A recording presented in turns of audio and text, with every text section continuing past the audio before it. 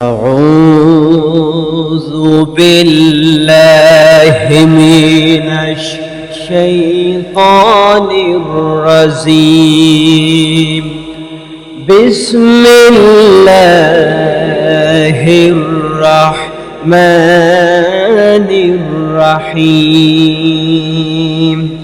فإن مع العسر يسرا إن مع العسر يسرا। শোনো আল্লাহ পাকের বাণী।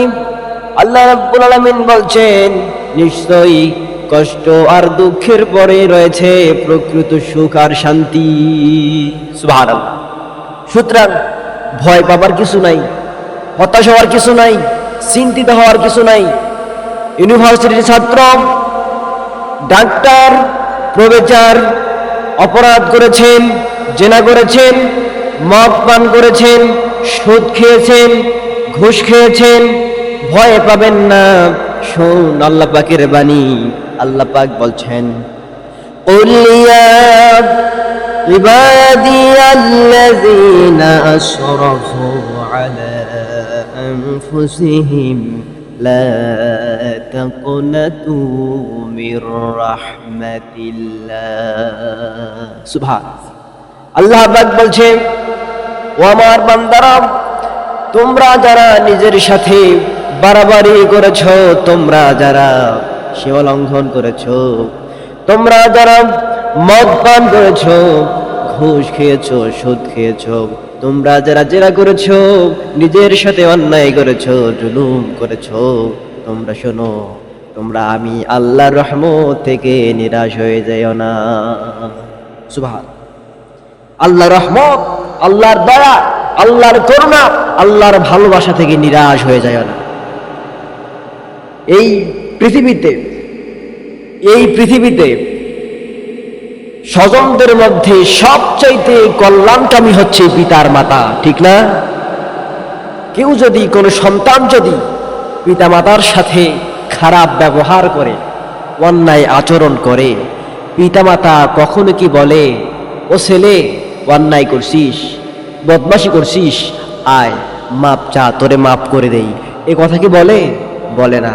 তবে মনে মনে ভাবতে থাকে, ছেলেটা এত বড় অন্যায় করলো, বিরাট বড় বেয়াদবি করলো, যদি মাপ চাইতো তাহলে মাপ করে দিতাম, ঠিক না?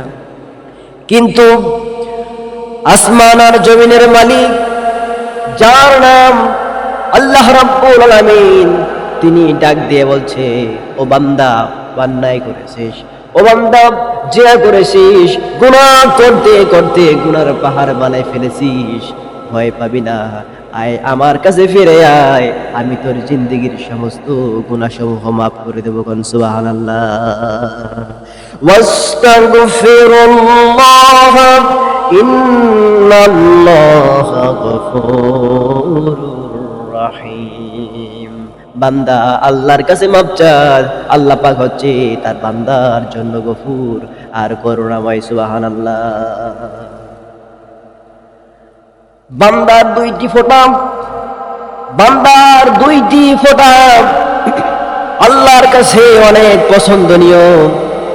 একটা হলো, বান্দা যখন ইসলামের জন্য, দ্বীনের জন্য জিহাদের ময়দানে রক্ত ফোঁটা দেয়, এই রক্ত ফোঁটা আল্লাহর কাছে অধিক প্রিয়।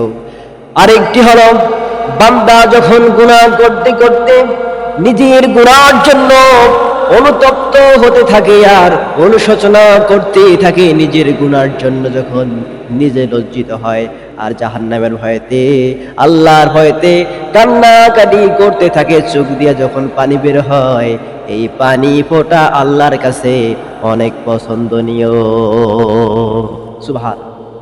আল্লাহ রাব্বুল আলামিনের হাবিব জনাবি মুহাম্মদুর রাসূলুল্লাহ সাল্লাল্লাহু আলাইহি সাল্লাম বলেছেন, কোন বান্দা যখন গভীর রাত্রে নিজের গুনার জন্য অনুতপ্ত হতে থাকে, নিজের গুনার জন্য যখন অনুশোচনা করতে থাকে, কোন বান্দা যখন গুনার জন্য জাহান্নামের ভয়তে কান্না করতে থাকে, তার চোখের পানি নাকের অর্ধেক আসতে না আসতে আল্লাহ রাব্বুল আলামিন তার ওই বান্দারে মাফ করে দেয়।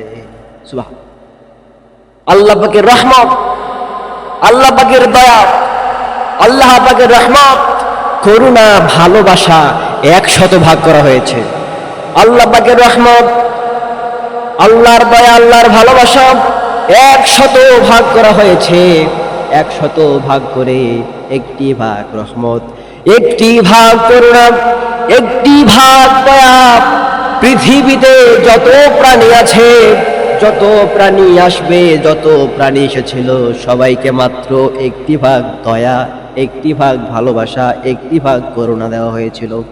পিতা আদম থেকে পর্যন্ত, এখন থেকে নিয়ে কিয়ামত পর্যন্ত পৃথিবীতে যত প্রাণী এসেছিল, যত প্রাণী এসেছে, আর যত প্রাণী আসবে, সকলকে 100 ভাগ করে মাত্র 1টি ভাগ করুণা, 1টি ভাগ দয়া, 1টি ভাগ রহমত দেওয়া হয়েছে। এই 1টি ভাগ যতটুকু আমরা ভাগে পেয়েছি, দেখুন, স্বামী তার স্ত্রীকে ভালোবাসে, স্ত্রী তার স্বামীকে ভালোবাসে, গরু তার বাছুরকে ভালোবাসে, ছাগল তার বাচ্চাদেরকে ভালোবাসে, কুকুর তার ছানাদেরকে ভালোবাসে। পিতামাতা যদি অসুস্থ হয়ে যায়, সন্তানরা কান্নায় অস্থির হয়ে যায়, আর যখন সন্তানদের কোনো কিছু হয়ে যায়, পিতামাতার চোখের ঘুম হারাম হয়ে যায়। 1টি ভাগ রহমত ভাগ করে দেওয়ার পর যতটুকু আমরা, আপনি আমি ভাগে পেয়েছি, এতটুকু দিয়া স্ত্রীর মহব্বতে অস্থির, কত দয়া, কত মহব্বত, কত ভালোবাসা, এতটুকু রহমত আর করুণা দিয়া যদি এই ভালোবাসা তৈরি হয়, তাহলে যে আল্লাহ পাক রব্বুল আলামিনের কাছে 99 ভাগ রহমত, দয়া, করুণা, ভালোবাসা রয়েছে। না জানি সে আল্লাহর ভালোবাসা, দয়া তার বান্দার জন্য কতখানি বেশি হতে পারে। সুবহান সুবহান।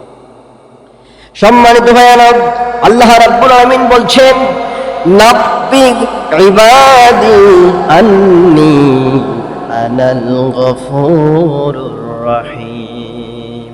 ও আমার নবী, আমার বান্দাদেরকে জানিয়ে দাও, আমি আমার বান্দার জন্য করুণাময় আর দয়ালু। হে আমার নবী, আমার বান্দাদেরকে জানিয়ে দাও, আমি আমার বান্দার জন্য করুণাময় আর দয়ালু। সুবহানাল্লাহ। আল্লাহর হাবিব জনাবি বিশ্ব নবী মুহাম্মাদুর রাসূলুল্লাহ সাল্লাল্লাহু আলাইহি সাল্লাম ঘরের মধ্যে একা একা কান্না করছেন।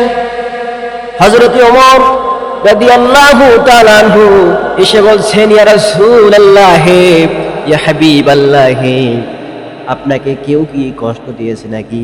কেউ কি আঘাত করেছে নাকি? কোনো আপনজন কি কষ্ট দিয়েছে? আপনি একা একা কেন ঘরে কান্না করছেন? আল্লাহ নবী বললেন, ওমর, আমাকে কেউ আঘাত দেয়নি, কেউ কষ্ট দেয়নি। একটু আগে হযরত জিবরাইল এসেছিল, তিনি আমাকে বলে গেল, ইসলামের ভিতরে থেকে, দ্বীনের ভিতরে থেকে যে সমস্ত মুরব্বীরা, যে সমস্ত মানুষেরা চুলার দাড়ি সাদা করে ফেলেছে, চুলার দাড়ি পাকায় ফেলেছে, আল্লাহ পাক রব্বুল আলামিন তার ওই বান্দাদেরকে কিয়ামতের দিন শাস্তি দিতে লজ্জাবোধ করবে। সুবহানাল্লাহ।